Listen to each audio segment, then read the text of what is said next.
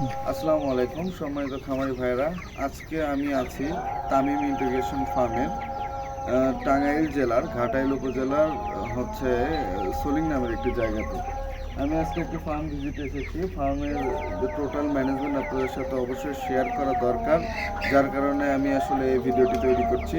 আশা করছি এই ম্যানেজমেন্টে যদি আপনারা ব্রয়লার মুরগি পালন করেন, ইনশাল্লাহ রেজাল্ট 100% ভালো আসবে, এইটুকু নিশ্চয়তা আমি দিতে পারি।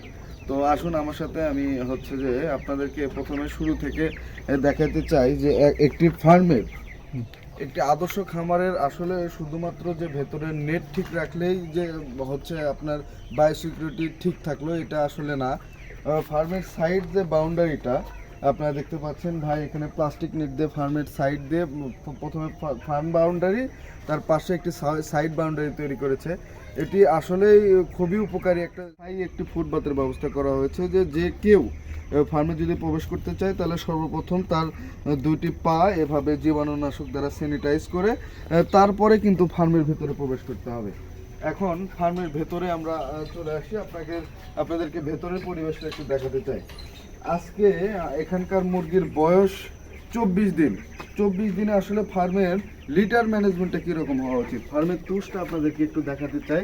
হাত দিয়ে ধরা যাচ্ছে ফার্মের তুষ যথেষ্ট স্মুথ, ব্রুডিং তুষের থেকেও ভালো একটি তুষ। তো এই তুষে মানে যে কোনো মুরগি খাবে এবং বাড়বে, ফিড ইনটেক বাড়বে, মুরগির সুস্থতা বাড়বে, যে কোনো রোগ এই তুষের মাধ্যমে বাধা প্রয়োগ করবে। আপনারা দেখতে পাচ্ছেন আরেকটি বিষয়, যে প্রত্যেকটি মুরগির জন্য ফিডার এবং ডিঙ্কার এখানে নিশ্চিত করা হয়েছে। একটি ডিঙ্কার, একটি ফিডার, এভাবে স্টেপ বাই স্টেপ সুন্দরভাবে গোছানোভাবে এখানে রাখা হয়েছে। আরেকটি ফার্মের গুরুত্বপূর্ণ একটি জিনিস, সেটা আপনাদেরকে একটু দেখাই, যে এই ফার্মে 4টি পর্যায়ে পার্টিশন দিয়ে রাখা হয়েছে।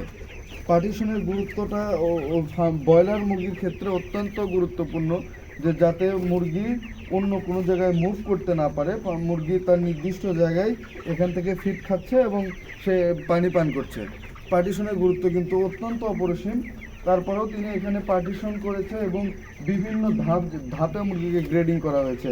দেখতে পাচ্ছেন ওই পাশে বড় মুরগি, মাঝারি, তারপরে এবং সর্বশেষ যে ফার্মের যে কনিষ্ঠ মুরগিগুলো এখানে রাখা হয়েছে, যার কারণে তিনি প্রবেশ মুখে সর্বপ্রথম তার কনিষ্ঠ মুরগিগুলোকে ভালোভাবে এক্সট্রা কেয়ার করতে পারে এবং মুরগিগুলো খাবার পানি নিশ্চিত করতে পারে।